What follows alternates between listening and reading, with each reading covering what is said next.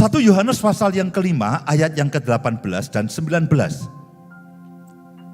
Kita tahu bahwa setiap orang yang lahir dari Allah tidak berbuat dosa. Tidak punya kecenderungan berbuat dosa. Kalau saudara baca dalam terjemahan yang lain, saudara lupa saya masih berbuat dosa. Setiap orang yang lahir daripada Allah, kapan saudara lahir daripada Allah? Pada waktu saudara lahir baru. Pada waktu saudara terima Yesus dan Juru Selamat sebagai Tuhan dan Juru Selamat, saudara dilahirkan kembali lahir baru, saudara lahir dari Allah. Dan ketika saudara lahir dari Allah, saudara terima keselamatan, itu merupakan rencana kekal Tuhan sebelum dunia dijadikan, bahwa nanti pada hari H, pada bulan H, pada tahun H, saudara Kristono akan lahir baru, itu semua sudah ada di dalam rencana Allah sebelum dunia dijadikan.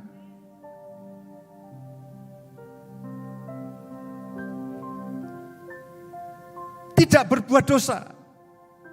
Apakah saudara Bapak Kristono masih berbuat dosa? Masih. Mungkin kemarin sore juga masih berbuat dosa. Tapi itu bukan dia.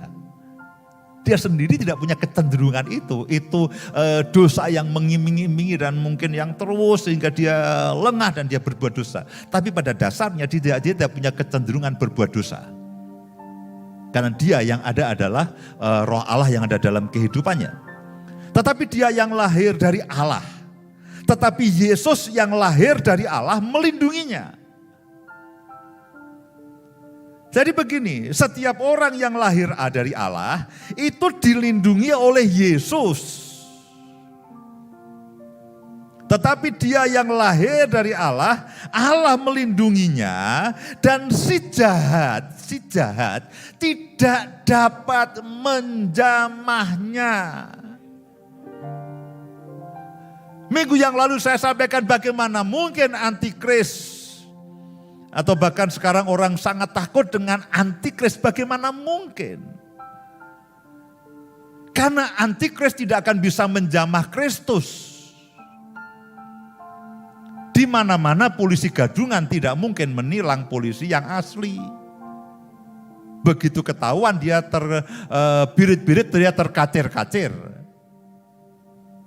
Nah saya ingin begini, saudara dan saya harus mengerti firman Tuhan itu lebih kokoh, lebih kuat dalam hidup saudara. Karena hari-hari ini Tuhan singkapkan ini loh, jangan takut dengan semua keadaan ini.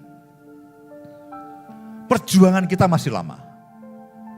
Dan saudara harus kokoh dengan firman Tuhan.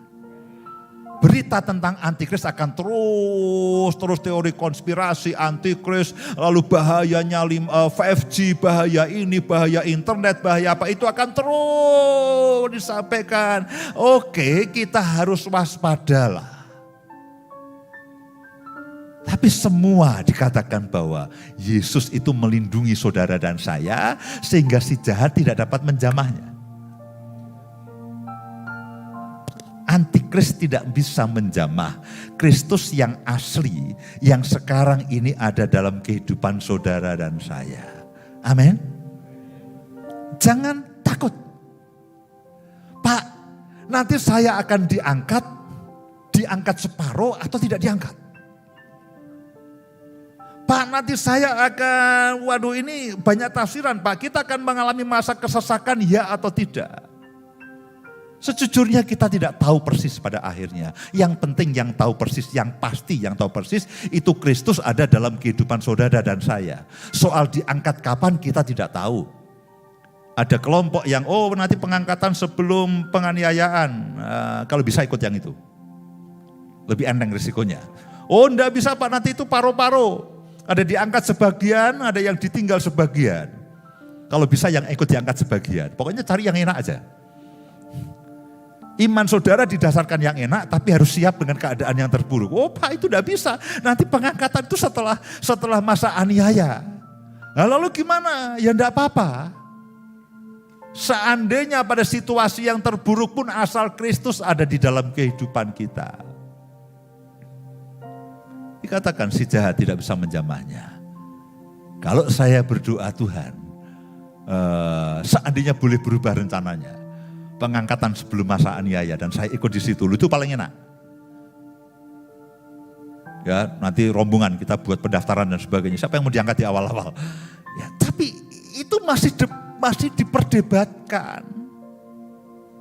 Ya tidak apa-apa.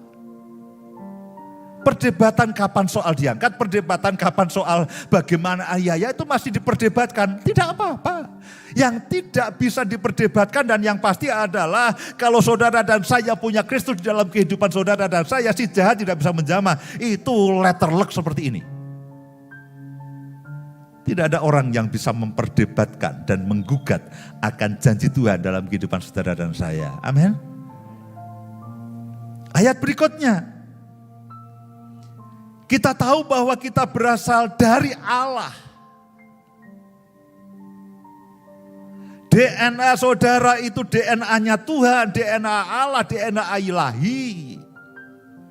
Dan seluruh dunia berada di bawah kuasa si jahat, betul.